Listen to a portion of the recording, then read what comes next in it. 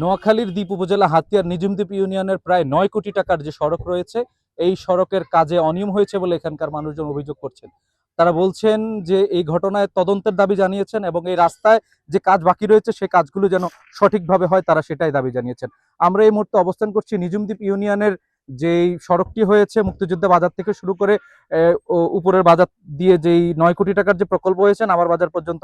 এখানকার বাসিন্দারা বলছেন এখানে যে কাজ হয়েছে সেটা নিম্নমানের সামগ্রী ব্যবহার করা হয়েছে, যার ফলে এই ওই সামান্য বৃষ্টিতেই সেই সড়কের বালু কণা সেগুলো দেখা যাচ্ছে এবং পানির সাথে ভেসে গেছে।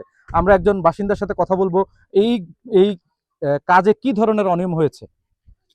অনিয়মিক জায়গা তো কিছু বলাই যায় না, বললে তো আরো উল্টো। আর আঙ্গ দেশে শতান কতটুকু আছে, সালার উত্তরা ওই মাল খাই এগুনের পিছনে, মানে এগুনি কিছু মাল খাওয়াইছে, এগুলো চোখ গোড়া তো আর মানুষের ডরে মাতে না।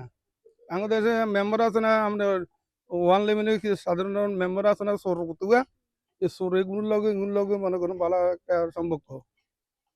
তো এর ভিতরে মানুষ আর মাতে না, মানুষের মাতে না, কি কইব, কইতেও কাজও না আরো ক্ষতিও। আমরা আরেকজন বাসিন্দা আছেন, কি ধরনের অনিয়ম হয়েছে এই সড়ক নির্মাণে? নিয়ম হইতেছে মনে করেন এখানে সবকিছু ঠিক আছে, যে পরিমাণ জিনিস দেওয়ার দরকার, মনে করেন সিমেন্ট বা বালু কণা ওই পরিমাণ, কিন্তু এরা বালু সিমেন্টের সাথে বালু দিতেছে বেশি, এই কারণে জিনিসগুলো টিকসই হইতেছে না। এটা হলো লবণের পানি, লবণের পানি আপনার ভালো জিনিসও নষ্ট হয়ে যায়। এখন যদি মনে করেন একটু সিমেন্ট ভালো ভালো মানের দেয় বা ভালো করে কাজ এগুলো ভালো করে করে, তাহলে জিনিসটা নষ্ট হবে না। আমাদের এটা দাবি আপনাদের কাছে, এটা যেভাবে হোক এই জিনিসটা যেন আরো মজবুত ভাবে করা হয়, আরো সুন্দরভাবে করা হয়। নগদ নিয়ে এলো হার নামানা হার অফার। সর্বনিম্ন 10,000 টাকা রেমিটেন্স নগদে পাঠালে থাকছে স্বর্ণের হার জেতার সুযোগ। আরেকজন স্থানীয় বাসিন্দা আছে, আমরা একটু তার কাছে জানতে চাইবো এই ঘটনায় আপনারা কাকে জানিয়েছেন এবং আপনারা কি তদন্তের দাবি জানিয়েছেন? নিঝুম দ্বীপ মুক্তিযোদ্ধা বাজার থেকে নামার বাজার পর্যন্ত যে রোডটা হয়েছে, এই রোডটার আংশিক কাজ হয়েছে। এই রোডটাতে যে ডালা দেওয়া হয়েছে, ডালাতে নিম্নমানের কণা দেওয়া হয়েছে, কণাগুলো ছিল রাবিশ। এবং যেই বি গ্রেড বা সি গ্রেডের ওরা সিমেন্ট গুলো দিয়েছে, এই জন্য কাজের মান ভালো হয় নাই। ডালা দেওয়ার পরে কয়েকদিন পরে বৃষ্টির সাথে সাথে সব পুরো সড়ক লাল হয়ে গেছে। এরপরে জনগণের প্রতিবাদের প্রেক্ষিতে তারা এই বিষয়ে তারা গোলা দিয়ে এটাকে এখানে মাছ শাক দিয়ে মাছ রাখার মতো অবস্থা করে দিয়ে তারা চলে গেছে। আমরা এখন যে জায়গায় দাঁড়িয়েছি এটা তো এখন পর্যন্ত প্রায় লাল দেখা যাচ্ছে। এরপরে আমি হাতিয়া উপজেলা যিনি এলজেডির প্রধান নির্বাহী প্রকৌশলী, ওনার সাথে কথা বলছি। ওনাকে জানানো হয়েছে যে নোনা পানি দিয়ে কাজগুলো করা হচ্ছে, আপনার দ্রুত ব্যবস্থা গ্রহণ করেন।